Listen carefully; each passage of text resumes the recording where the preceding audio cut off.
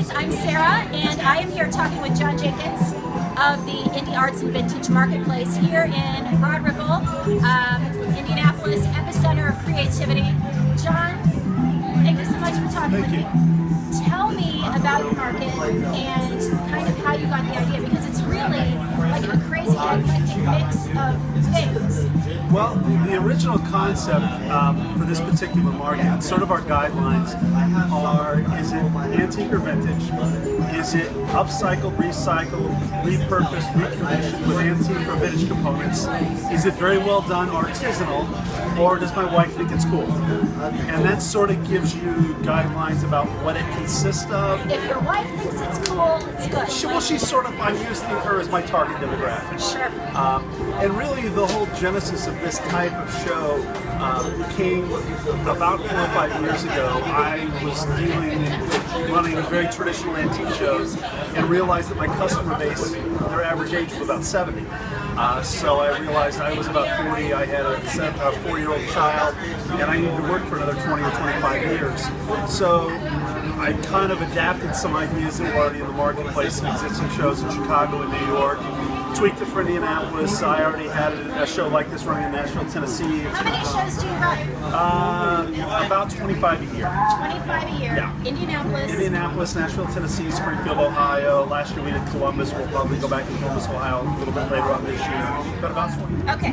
Jon, tell me about the concept of your show. The concept was essentially to get young people looking at old stuff that they weren't seeing.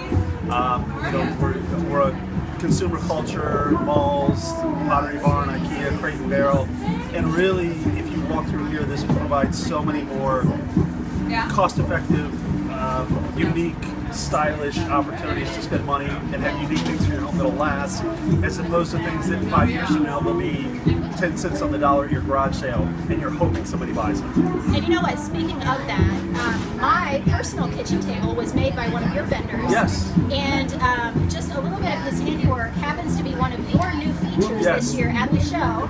Tell me about the Indie Arts Hi-Fi Lounge. Well, the Indie Arts Hi-Fi Lounge kind of came to fruition. We've been inspired by our vendors for the last 4 years of their creativity, their ingenuity, what they were doing, and obviously Ted was at the top of the list. And we just wanted something where customers could come, sit down, talk, relax, enjoy a cocktail, and with his great handiwork and some other sourcing, we did some other vendors. I think we hit the nail on the head. Well, I think it's wonderful. It's a really great idea. Build your own Bloody Mary. Oh my gosh. Ted Lyons is the guy who built the bar and my kitchen table. Ted, how long have you been a vendor here with Jon? Since the beginning of his local shows, 2.5 years now. No, this starts year 4, sir. Year 4? Almost 4 years. I lost track of time. So yeah, I think in that time I've only missed maybe 2 shows. Yes, that's as dependable as they come.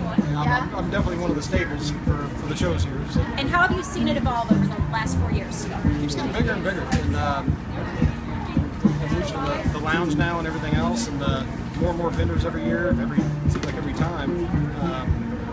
It's really going to be a major event every month in different locations around Indianapolis and all over the Midwest. So. And Ted, you do some really creative work with repurposed barn wood and whiskey barrels and things like that. How can people find you? Creative Barnwood Designs on Facebook.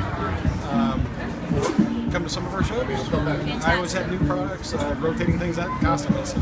Well, I will make sure that I have a link to Ted Lyons' work, and then also, Jon, I'm going to put a link on the blog about not only the indie market, but your other markets as well, because we have viewers all over. Nashville is one of our big locations.